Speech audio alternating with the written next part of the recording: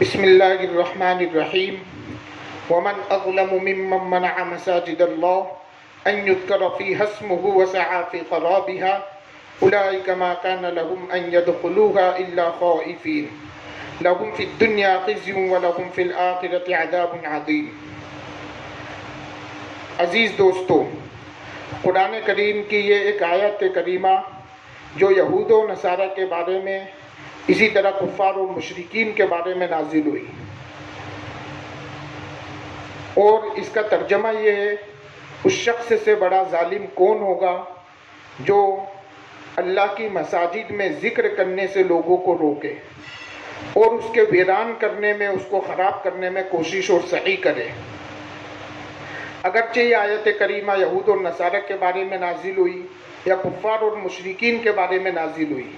کہ یہود اور نصارہ نے بیت المقدس کو ویران کیا، اس میں لوگوں کو ذکر کرنے سے روکا، اسی طریقے سے کفار اور مشرکین نے اللہ کے رسول صلی اللہ علیہ وسلم کو، صحابہ کو مسجد حرام میں، بیت اللہ میں عبادت سے اور عمرہ کرنے سے روکا۔ تو اللہ رب العزت نے یہ حکم فرمایا کہ سب سے بڑا ظالم وہ ہے جو اللہ کی مساجد سے لوگوں کو روکے کہ وہ اس میں اللہ کا ذکر کرے، اسی طریقے سے ان کو ویران کرنے کی کوشش کرے۔ آپ اس آیت کو دیکھیں اور یہود اور نصارہ کے عمل کو دیکھیں، کفار اور مشرکین کے عمل کو دیکھیں، اور اس بات کو سمجھیں کہ قرآن کریم کی یہ آیت اگرچہ یہود اور نصارہ کے بارے میں نازل ہوئی، مگر قرآن کریم کا یہ اصول اور ضابطہ ہے، اور مفسرین نے یہ ضابطہ لکھا ہے، اصول تفسیر کے اندر بھی یہ ضابطہ ہے کہ قرآن کریم کی بہت ساری آیتیں ایسی ہیں جو کسی خاص واقعے میں نازل ہوتی ہے، اور اس کا سبب کوئی خاص واقعہ ہوتا ہے کہ اللہ کے رسول کے زمانے میں کوئی خاص واقعہ پیش آیا، یہود و نصارہ کی طرف سے، کفار اور مشرکین کی طرف سے، یا خود صحابہ کی طرف سے کوئی ایسا واقعہ پیش آیا، اس پر اللہ رب العزت نے کوئی آیت کریمہ نازل فرمائی، تو وہ آیت کریمہ اگرچہ اس واقعے کے تحت نازل ہوتی ہے اور وہ خاص واقعہ اس آیت کے نزول کا سبب بنتا ہے، مگر اس کے اندر جو حکم بیان کیا جاتا ہے، اس کے اندر جو بات بیان کی جاتی ہے، وہ پوری امت کے لیے، قیامت تک کے لیے عام ہوتی ہے۔ اسی طریقے سے اس آیت کریمہ کے اندر بھی اگرچہ یہ یہود اور نصارہ کے بارے میں نازل ہوئی، ان کی حرکتوں کو بیان کیا ہے، مگر اس کے اندر جو حکم ہے، یعنی مساجد سے روکنا لوگوں کو اور مسجدوں کو ویران کرنا، یہ جو حکم ہے وہ پوری امت کے لیے اور قیامت تک کے لیے عام ہے کہ جو شخص بھی اللہ کی مساجد سے لوگوں کو روکے گا کہ وہ اس میں اللہ کا ذکر کرے، یا مسجد کو ویران کرنے کی کوشش کرے گا، خراب کرنے کی کوشش کرے گا، تو وہ اس حکم کے اندر شامل ہوگا، یعنی وہ بھی سب سے بڑا ظالم، اور ظلم کے اندر اس کا بھی شمار ہوگا۔ قرآن کریم کی آیت اگرچہ خاص واقعے کے تحت نازل ہوئی، مگر قیامت تک کے لیے، پوری امت کے لیے جو شخص بھی یہ حرکت کرے گا، وہ بھی اس آیت کے تحت داخل ہو کر وہ اس کا شمار بھی ظالمین کے اندر ہوگا، وہ بھی ظلم کے اندر اور ظالم ہونے کے اندر برابر کا شریک ہوگا۔ اور پھر آپ اپنے زمانے کے اندر اور آج کل کے ماحول کے اندر اور آج ہمارے معاشرے کے اندر ہم اس چیز کو دیکھیں کہ بالکل یہی حرکت، مساجد سے لوگوں کو روکنا، ان میں اللہ کا ذکر کرنے سے روکنا، ان میں قرآن کریم کی تعلیم سے روکنا، ان میں قرآن کریم کی تفسیر سے روکنا، اسی طریقے سے مسجد کو ویران اور خراب کرنا، مسجد کو توڑنا، یہ تمام باتیں ہمارے یہاں پر بھی سعدیانیوں کے یہاں پر پائی جا رہی ہے۔ حضرت مولانا سعد صاحب کے ماننے والے اور ان کے پیچھے چلنے والے سعدیانی لوگ یہ حرکتیں مستقل کر رہے ہیں اور کافی وقت سے کافی عرصے سے کرتے جا رہے ہیں. کہیں پر اگر شورا کی جماعت آ گئی یا کہیں پر شورا کے ماننے والے آ گئے، ان کو مساجد سے بھگانا یہ اپنا اہم کام سمجھتے ہیں کہ یہ ہمارے لیے سب سے زیادہ اہم کام ہے، ان کو مساجد سے روکنا.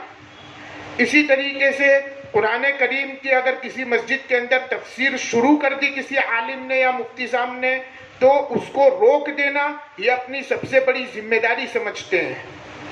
اسی طریقے سے کوئی اگر قرآن کریم کی تعلیم دے رہا ہے بچوں کو یا قرآن کریم کا سیکھنا اور سکھانے کا سلسلہ کسی مسجد کے اندر شروع ہے تو اس کو روک دینا یہ سب سے بڑی ذمہ داری اپنی اہم کام سمجھتے ہیں. میں یہ بات جھوٹ نہیں کہہ رہا ہوں، آپ کو اندازہ ہوگا اپنے آس پاس کے ماحول سے، اپنے آس پاس کے لوگوں سے آپ کو اندازہ ہو گیا ہوگا کہ یہ حرکتیں ان کی ہے یا نہیں ہے. کسی مسجد کے اندر اگر تفسیر شروع ہو جائے تو اس کو روک دیتے ہیں. قرآن کریم کا درس اگر کوئی دے رہا ہے تو اس کو روک دیتے ہیں. صرف مولانا سعد کے پیچھے چل کر اور یہ سمجھتے ہیں کہ ہم جنت کے ٹھیکیدار بن گئے، اور جو مولانا سعد کے پیچھے نہ چلے اور مولانا سعد کو نہ مانے تو گویا کہ وہ تو جہنم کے اندر چلا گیا اور وہ گمراہ فرقے کے اندر شامل ہو گیا. ان کی سوچ یہ بن چکی ہے، ان کی ذہنیت یہ بن چکی ہے، لیکن ان کو یہ نہیں معلوم کہ قرآن کریم نے جہاں پر اس آیت کو ذکر کیا، جو میں نے آیت کریمہ تلاوت کی، قرآن نے اس آیت کو جہاں پر ذکر کیا ہے اس سے پہلے یہود اور نصارہ کے اس قول کو بھی ذکر کیا ہے کہ یہود تو یہ کہتے تھے کہ ہم حق پر ہیں، عیسائی یہ کہتے تھے، نصارہ یہ کہتے تھے کہ ہم حق پر ہیں. اللہ رب العزت نے یہ بات ارشاد فرمائی کہ نہ تو یہود حق پر ہیں نہ عیسائی حق پر ہیں، بلکہ تم تو سب سے بڑے ظالم ہو. کیوں؟ اس لیے کہ تم اللہ کی مساجد سے لوگوں کو روکتے ہو، مساجد کو ویران کرتے ہو، اور جن کی یہ حرکتیں ہو یعنی مساجد سے اللہ کے گھروں سے لوگوں کو روکنا اور مسجدوں کو ویران کرنا، یہ حرکتیں جن کی ہو وہ حق پر ہو ہی نہیں سکتا، وہ حق پر نہیں ہو سکتا. اب آپ دیکھیں کہ سعدیانی لوگوں کی یہ حرکتیں ہیں یا نہیں. کئی جگہوں سے کئی 100 واقعات ایسے ہو چکے ہیں کہ مساجد سے لوگوں کو مار کر انہوں نے جماعتوں کو بھگایا ہے، جماعتوں کو نکالا ہے، مار کر لوگوں کو بھگایا ہے. کچھ روز پہلے جے پور شہر کے اندر ایک جگہ سے یہ خبر آئی تھی کہ کچھ ذمہ دار لوگوں کی جماعت ایک مسجد کے اندر گئی، وہاں سے ذلیل کپڑے پھاڑ کر، اور کپڑوں کو پھاڑا گیا، کپڑے پھاڑ کر ذلیل کر ان کو وہاں سے نکالا، مسجد سے نکالا، جیسے ان کی باپ کی جاگیر ہو یا ان کے باپ کا مساجد کے اندر قبضہ ہو گیا ہو. مسجد یہ اللہ کا گھر ہے، کسی کے باپ کی ملکیت نہیں ہے کہ وہاں سے جس کا من چاہے اس کو بھگا دیا جائے، جس کو چاہے نماز پڑھنے دیا جائے، جس کو چاہے نماز سے روک دیا جائے. ابھی کچھ روز پہلے یہ بات بھی آئی تھی جے پور شہر کے اندر کہ ایک مسجد کے اندر مفتی ذاکر صاحب کے ایک شاگرد نے تفسیر شروع کی تھی. چند روز تفسیر کے ہوئے تھے اور کوئی خاص بڑا ذمہ دار جو تھا سعدیانی، اس نے تفسیر سے روک دیا کہ یہ ہمارا کام نہیں ہے، بلکہ اہم جو کام ہے وہ تعلیم ہے، وہ تعلیم ہے کہ تعلیم کی جائے، اور قرآن کریم کی تفسیر یہ اہم نہیں ہے، بلکہ اس کو روک دیا گیا. بھٹا بستی مسجد بلال کے اندر ایک مولانا صاحب چند بچوں کو قرآن کریم کی تعلیم دے رہے تھے، قرآن کا سیکھنا اور سکھانا ہو رہا تھا. چند بڑے حضرات، بالغین حضرات قرآن کریم پڑھنا سیکھ رہے تھے. کچھ روز ہوئے کہ ان کے پیٹوں کے اندر جلن ہو گئی، درد ہو گیا، پیٹ کے اندر مروڑ آنے لگی. تو مسجد بلال کے جو بڑے ذمہ دار میں سے تھے ان کے پیٹ کے اندر درد ہوا، اور یہ جملہ انہوں نے کہا کہ بھائی ایک تعلیم ہوتی ہے تو یہ تعلیم میں بیٹھا کرے، اور قرآن کریم کا پڑھنا پڑھانا یہ زیادہ اہم نہیں ہے، یہ بہت زیادہ اہمیت نہیں رکھتا، بلکہ تعلیم کے اندر بیٹھنا اور تعلیم کے اندر شریک ہونا یہ زیادہ اہم ہے، قرآن کا پڑھنا پڑھانا زیادہ اہم نہیں ہے. یہ جملہ انہوں نے کہا. میری بات کوئی جھوٹی نہیں ہے، آپ لوگ خود اس کے گواہ ہیں. اسی طریقے سے آندھرا پردیش کے اندر ایک کچھ لوگوں نے مسجد کو توڑ دیا صرف اس وجہ سے کہ وہ شورا والوں کی ہے، صرف اس وجہ سے مسجد کو توڑ دیا گیا. تو کیا یہ مسجد کو خراب کرنا نہیں ہے؟ مساجد سے قرآن کریم کی تعلیم سے روکنا، اسی طریقے سے تفسیر سے روک دینا، اسی طریقے سے لوگوں کو اس سے روکنا، کیا یہ مسجد کے اندر اللہ کے ذکر سے روکنا نہیں ہے؟ کیا یہ لوگ اس کے اندر شامل نہیں ہوں گے؟ ضرور بھی ضرور شامل ہوں گے. حضرت مفتی شفیع صاحب نے معارف القرآن کے اندر، تفسیر روح المعانی کے اندر، اسی طریقے سے تفسیر قرطبی کے اندر اور دیگر تمام تفاسیر کے اندر یہ ضابطہ ہے، اور انہوں نے یہ بات لکھی ہے. خصوصاً مفتی شفیع صاحب نے بالکل واضح الفاظ کے اندر یہ بات لکھی ہے کہ یہ حکم صرف یہود اور نصارہ، کفار اور مشرکین کے ساتھ خاص نہیں ہے، بلکہ جو بھی انسان مساجد سے لوگوں کو روکے گا، مسجد میں ذکر کرنے سے روکے گا، مسجد کو ویران کرنے کی کوشش کرے گا، وہ اس حکم کے اندر شامل ہوگا، وہ بھی سب سے بڑا ظالم ہوگا، وہ بھی ظلم کے اندر برابر کا شریک ہوگا. یہ آپ سوچیں کہ ایسا انسان جو اللہ رب العزت نے جن کے بارے میں یہ بات بیان فرما دی کہ جن کی یہ حرکتیں ہو، یہود کہتے تھے کہ ہم حق پر ہے، عیسائی کہتے تھے ہم حق پر ہے، مگر اللہ نے کیا بات کہہ دی کہ حق پر ایسا انسان نہیں ہو سکتا جس کے کام ایسے ہو کہ جو مسجد سے لوگوں کو روکے، مسجد میں تعلیم سے روکے، تفسیر سے روکے، قرآن کا پڑھنا پڑھانا. خود اللہ کے رسول نے فرمایا کہ بہترین خیرکم، تم میں بہترین لوگ وہ ہیں جو قرآن کو سیکھے اور سکھائے. مگر یہ لوگ کہتے ہیں کہ قرآن کی تعلیم اہم نہیں ہے، بلکہ فضائل اعمال اور دیگر ہماری تبلیغی کتابیں اور ان کی تعلیم زیادہ اہمیت رکھتی ہے. تو کیا یہ اللہ کے ذکر سے روکنا نہیں ہے؟ کیا اس حکم کے اندر شامل نہیں ہے؟ اگر نہیں ہے تو اس کی دلیل مجھ کو لا کر دے دے. جتنے تبلیغ کے ذمہ دار ہیں میں ان تمام سے کہتا ہوں کہ اگر اس حکم کے اندر آپ یہ تمام حرکتیں کرنے کے بعد، مساجد سے لوگوں کو ہٹانے کے بعد، اسی طریقے سے مساجد سے لوگوں کو روکنے کے بعد، مسجدوں سے ذلیل کر کر مسلمانوں کو نکالنے کے بعد، مسلمانوں کو ذلیل کر کر مسجدوں سے نکالنے کے بعد صرف ایک مخصوص طبقے کو مسجد میں آنے کی اجازت ہو، دوسرے لوگوں کو مسجد میں آنے کی اجازت نہ ہو، اسی طریقے سے مسجد کو توڑنا، اور اسی طریقے سے بنگلہ دیش کے اندر کئی حفاظ اور علماء کو شہید کرنا، اسی طریقے سے دیگر کئی مدرسوں کے اوپر ظلم اور تشدد کے معاملے کرنا، یہ تمام چیزیں، یہ تمام حرکتیں اور یہ جو تمام حرکتیں ہیں یہ اس آیت کریمہ کے اندر شامل ہے یا نہیں ہے؟ اور اس آیت کریمہ کے اندر شامل ہو کر اس ظلم کے مصداق تم ہو یا نہیں، یعنی سب سے بڑے ظالم تم ہو یا نہیں؟ اور جتنے بزرگ ہیں، آندھرا پردیش کے اندر مسجد کو توڑا گیا، کیا یہ مسجد کو ویران کرنا نہیں ہے؟ مساجد کے اندر سے جماعتوں کو نکالنا اور لوگوں کو روک دینا ذکر و تسبیح سے. کیا کوئی جماعت آئے گی تو اس میں نماز پڑھے گی، تسبیح پڑھے گی، اس میں نوافل کا اہتمام کرے گی، تہجد کا اہتمام کرے گی، اشراق اور چاشت کا اہتمام کرے گی، تو کیا یہ مسجد کو آباد کرنا نہیں ہے؟ اگر ان کو نکال دیا، ان کو بھگا دیا، تو یہ مسجد کے اندر اللہ کے ذکر سے روکنا نہیں ہے؟ کیا اس حکم کے اندر یہ شامل ہوں گے یا نہیں؟ حضرت مفتی شفیع صاحب نے تو صاف الفاظ کے اندر یہ بات لکھی ہے کہ یہ حکم تمام لوگوں میں عام ہے. حتیٰ کہ انہوں نے تو یہاں تک بات لکھی ہے کہ مسجد کے آس پاس کے لوگ اگر زور زور سے گانا بجائے اور زور زور سے اگر وہ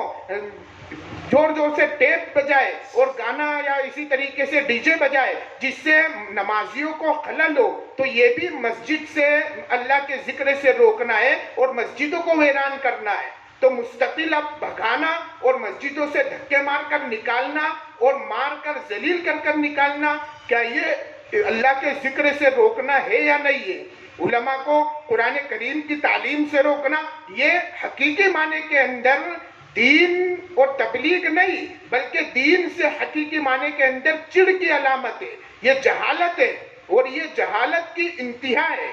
کہ ہم اللہ کے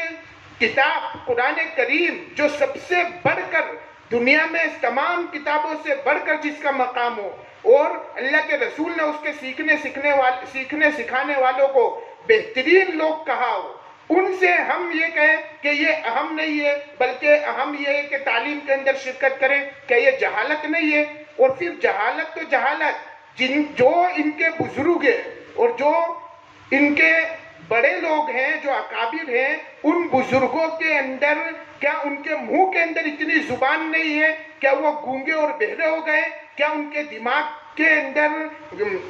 اتنا نہیں آتا کہ وہ زبان سے دو الفاظ یہ کہہ کر کہ بھائی یہ کام غلط ہے، مسجدوں سے لوگوں کو بھگانا غلط ہے، مسجد سے تعلیم کو روکنا غلط ہے، مسجد سے تفسیر کرنے سے روکنا غلط ہے، مسجد کو توڑنا غلط ہے، مسجد کو ویران کرنا غلط ہے، کیا یہ اس طریقے کے الفاظ اپنے لوگوں کو نہیں کہہ سکتے؟ ابھی مسجد کو توڑا گیا، اسی طریقے سے لوگوں کو مسجدوں سے نکالا گیا، ذلیل کر کر نکالا گیا، کیا ان کے کسی بھی بڑے آدمی سے، چاہے وہ ضلع کا ذمہ دار ہو، چاہے وہ صوبے کا ذمہ دار ہو، چاہے پھر وہ پورے ہندوستان کا بڑا ذمہ دار ہو، ان کی زبان سے ایک مرتبہ یہ نہیں نکلا کہ بھائی یہ طریقہ غلط ہے، اس طریقے کی حرکت مت کرو، اس کا دین سے کوئی تعلق نہیں ہے، اس کا شریعت سے کوئی تعلق نہیں ہے، اس کا دین اور شریعت سے کوئی تعلق نہیں ہے۔ ایک ذمہ دار نے یہ نہیں کہا کہ مسجد توڑنا غلط ہے، کم سے کم ایک ذمہ دار تو ہوتا جو یہ کہتا بالکل سم بکم عمی فہم لا یعقلون،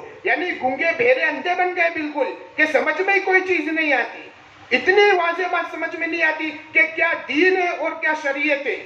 اس لیے میں تمام لوگوں سے یہ درخواست کرتا ہوں اور تمام لوگوں سے یہ اپیل کرتا ہوں کہ یہ جو آپ حرکت کر رہے ہیں اور جو یہ آپ دین کا نام لے کر اور دین کے ٹھیکیدار بن کر اور جنت کے ٹھیکیدار بن کر کہ ہم جنت میں جائیں گے باقی سب جہنم میں جائیں گے، اور ترازو تم نے جنت اور جہنم کا اور تقوی اور طہارت کا ہاتھ میں پکڑ رکھا ہے کہ جس کو چاہے جنت میں بھیج دے، جس کو چاہے جہنم میں بھیج دے، جس کو چاہے تقوی کے اعلیٰ معیار پر پہنچا دے، جس کو چاہے بالکل جہالت کے معیار پر پہنچا دے۔ یہ جو تم نے ترازو لے رکھا ہے یہ تمہارا ٹھیکہ نہیں ہے، اللہ نے تم کو ٹھیکہ نہیں دیا ہے، بلکہ تم اپنے دین پر عمل کرو۔ لکم دینکم ولی دین، تمہارے لیے تمہارا دین ہے، ہمارے لیے ہمارا دین ہے۔ مگر جو چیز غلط ہے قرآن کی آیت کے صریح خلاف ہے، قرآن کریم کی صاف آیت ہے، اور اگر نہیں ہے تو آپ اس کا مجھے جواب لا کر دے دیں کہ یہ میری بات غلط ہے اور آپ کی یہ حرکتیں قرآن کریم کی اس آیت کے تحت نہیں آتی، آپ مجھے اس کا جواب لا کر دے دیں۔ اور پھر آگے اللہ رب العزت نے یہ بھی فرمایا لہم فی الدنیا خزی، کہ ان لوگوں کے لیے جو ایسی حرکتیں کرے، مساجد سے لوگوں کو روکے، ان میں ذکر کرنے سے روکے، مسجدوں کو ویران کرے، ان کے لیے دنیا کے اندر ذلت ہی ہے۔ اس لیے اگر یہ حرکتیں تو آپ توبہ کر لیں، صحیح معنی میں دین اور شریعت پر عمل کرنے والے بن جائے، صحیح اور رائے حق پر جو علماء کرام ہیں ان کی ہدایت پر چلنے والے بن جائے، علماء دیوبند کو ماننے والے بن جائے۔ دیوبند ہمارے لیے مشعل راہ ہے اور وہ ہمیں صحیح راستہ دکھلانے والا ہے، اس لیے اس کے مسلک پر، اس کے طریقے پر چلنے والے بن جائے، توبہ کر لے۔ اللہ رب العزت توبہ کرنے والوں کو پسند فرماتا ہے، اللہ رب العزت توبہ کرنے والوں کو معاف فرماتا ہے، اور اگر توبہ نہیں کی تو پھر لہم فی الدنیا خزی، تمہارے لیے دنیا میں ذلتی اور رسوائی ہے اور آخرت میں شدید عذاب ہے۔ اللہ رب العزت